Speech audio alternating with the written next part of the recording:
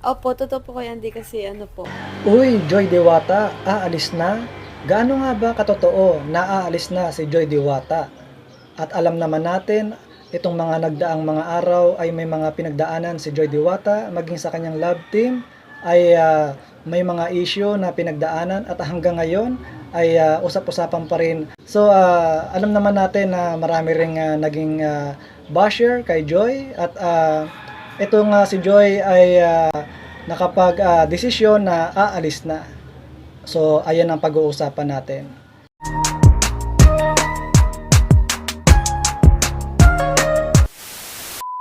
Bago tayo magsimula, gusto ko muna kayong batiin ng good morning, good afternoon, good evening. Kung nasa man kayo mga lokasyon ngayon, sana sa mabuti kayong kalagayan. At may galap shoutout kay Kuya Bal, Ate Edna, Kalinga Prab. Suportahan natin sila guys sa kanilang mabubuting gawain pagtulong sa ating mga kababayan na nangangailangan. So ayun nga guys, pag-usapan natin Joy Diwata, aalis na nga ba? Gano'n nga ba katotoo? Marami man mga issue na pinagdaanan si Joy Diwata, lalong-lalo na sa kanyang love team. Maraming man mga basher, nanghihila pababa kay Joy, pero si Joy ay nananatili pa rin matatag at talagang masasabi kong strong woman si Joy at napakatalinong bata. So ayun nga at usap-usapan din na may wakwak na umaaligid kay Joy. So gaano nga ba katotoo? So narito yung video, panoorin natin guys, ang pagdalaw ni Sir Andy Vlogs kay Joy at pag-interview niya kay Joy Diwata. So credit nga pala kay Sir Andy Vlogs. So ayun nga guys, panoorin natin at pakinggan. Joy, magandang araw uli. Kamusta ka na? Okay lang po kay Andy. Okay lang. Walang problema. Wala naman po. Yan ang magandang balita mga kababayan, ang walang problema. Ngayon Joy, anong kasi may dami nagtatanong sa akin na about doon sa sa mga ikaw daw ililipat ng apartment. Gaano katotoo yun, Joy? Ikaw magsabi sa kanila. Opo, totoo po kay Andy kasi ano po, hanggang September na lang po yung contract po namin dito. Dito. Opo. Ibig sabihin hanggang September pa, ilang buwan pa yun? Tatlo pa po at. Tatlo. Di tatlo ka pang nananatili dito. Opo, tapos naghahanap na din po kami para sa September. Makahanap na rin po kami. Ibig sabihin, yung school mo ba na nilipatan ay nilipatang school na papasukan malayo dito? Opo, malayo po. Ay, di dapat nga naman maghanap siya. Pero sa ngayon, wala ka pa nakikita. Wala pa po. Ayan, mga kababayan, wala pa. Pero lilipat ka pag may nakita na. Pero tatapusin mo lang yung dito sa bahay. Opo, tatapusin po. May 3 buwan pa. Opo. Ayan, mga kababayan. Yun po ha, naka-join na po kasi sa live ko kasi pag ako nagla-live, ang dami nagtatanong na, Kuya, di, totoo ba lilipat si Joy? Opo, pero hindi pa lang sa ngayon. Yun ang sasagot ko sa kanila. No? Pahayag ni Joy, sa kanya na po mismo nang galing. No? Ngayon Joy, sa mga itong nagdaang mga pangyayari na mga nangyaring itong mga nagdaan, ang dami kasi nag-ano sa akin na tatanong, Kuya Andy, pausap naman, gustong-gusto talaga namin makita si Joy. Puntahan mo naman. Kaya hindi ko po napuntahan mga kababayan itong mga nagdaang araw kasi nga po may importante akong nilakad sa malayo. Ang dami kasi nagtatanong kung kamusta ka na daw. Okay lang naman po kay Andy. Okay lang. Yun po mga kababayan, okay lang naman po. Kaya wag kayo, sabi ko nga po lagi, wag kayong mag-alala, no?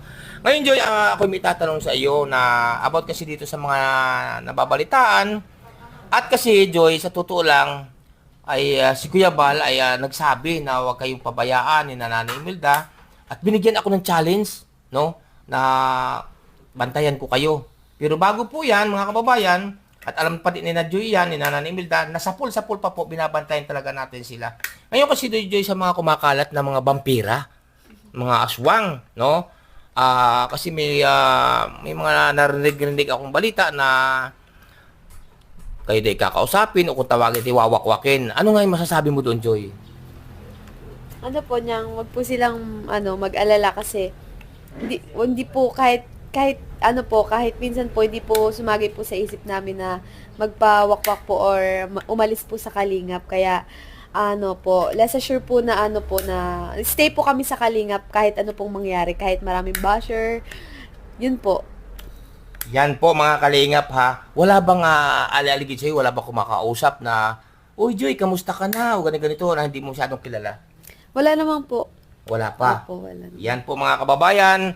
Ang pahayag ni Joy, sila po ay mananatili sa kalingap. Kaya po doon sa mga narinig po natin na mga vampira o yung mga manlilipad, ay huwag nyo na pong gawin yun. Huwag nyo pong gagawin mga kababayan. No? Kasi nandito ako na nakabantay po sa kanila. Sa hindi nga po nakakalam, at yan po alam ni na Joy, ni Nanay Imelda nung pan, magkakapatid, na sila po noon ay ginagabayan ko. At ang lagi kong pangaral sa kanila noon pa man mga kababayan ay ang manatili sa kalingap kung dala kalingap ang nakatulong sa kanila. Di ba, Joy? Opo. Ayan, anong gusto mong ipaabot sa ating mga kababayan na nagmamahal sa iyo? Unang-una, ating mga sponsor mo, viewers, supporters. Anong gusto mong ipaabot sa kanila? Ang dami talaga sila nag-aalala. Ayun po, na sobrang na-appreciate ko po yung mga, yung, minsan po nakakabasa ako ng mga nagko-comment or sa mga sa Facebook po, sa TikTok, sa social media, yan po, nababasa ko na yung, yung pag-aalala po nila sa akin, yung care po nila. At nagpapasalamat po ako kasi kahit na di po nila ako, lubusang kilala or kamag-anak or kakilala, grabe po yung pagmamahal po nila at yung care po nila sa akin at sa pamilya ko po. Kahit na napapanood lang po nila ako sa YouTube, sa sa social media, parang nafi-feel ko po na malapit po sila sa puso ko kasi grabe po yung pag-aalala nila sa akin. Mahal na mahal ka nila. At hindi lang yan. Hindi lang si Ninang Kutsuk Life ang umiyak. Maraming umiyak dahil mahal ka talaga nila. Ang payo lagi nila sa iyo ay unahin mo talaga yung pag-aaral. Oo. At nandyan naman sila. No, sa pag-aaral talaga. Napakarami. Alam mo naman yan siguro. Opo, alam ko naman po yun na Siyempre, ngayon ang gusto mong may paabot sa mga taong tulad ni mga sponsor mo lahat, mga sponsor mo o yung lahat ng mga nagmamahal sa iyo, mga silent viewers. Anong gusto mong iparating sa kanila? Yun po, gusto ko lang din pong ipaabot na okay lang po ako, tsaka wag po silang mag-alala kung ano man po yung ginagawa po nila sa sa buhay po nila, yung mga nag-work po, mga OFW. Wag po kayong mag-alala, tsaka wag po kayong magpaka-stress. Yang happy-happy lang po tayo at ramdam na ramdam ko po yung pagmamahal niyo po sa akin at pag-aalala niyo po sa akin. At hindi ko po kayo makakalimutan at mahal na mahal ko din po kayo. Pag nababasa ko po yung mga message nyo, kahit di naman po ako nagre-reply, nababasa ko lang or sa mga comment po na marami kayong message po. Sobrang nakakataba po ng puso. Minsan nga po naluluwa ako kasi grabe kahit di po nila ako kilala, grabe yung pagmamahal nila sa akin. At so ayun nga guys, napanood natin si Joy Diwata na napakaganda at in-interview siya ni Sir Andy Vlogs. Guys, pinatotohanan ni Joy Diwata na siya ay aalis na. Aalis na siya sa kanyang apartment dahil nga lilipat siya at ang bagong school niya ay medyo may kalayuan para naman mas malapit siya sa bagong niyang eskwelahan. So tama naman yun dahil nga mas mahirap kung malayo-layo siya sa eskwelahan niya para hindi siya mapagod. Dahil alam naman natin ang kursong nursing ay maraming gawain yan.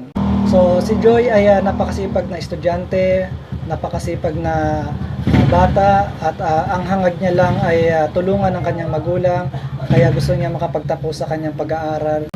So ayun nga guys, nagpapasalamat si Joy Diwata sa mga supporters na nagmamahal sa kanya at patuloy na mga nagsusupport kay Joy Diwata. Sinabi ni Sir Andy Vlogs kung meron bang umaaligid kay Joy sa kanya at meron bang mga nagme-message. Ayon naman kay Joy ay wala naman daw at mananatili daw siyang kalingap. Marami man daw mga basher pero ano man daw mangyari ay sa kalingap pa rin daw si Joy Diwata. At nandiyan naman lagi si Sir Andy Vlogs na gumagabay sa kanya at nagpapayo sa kanila.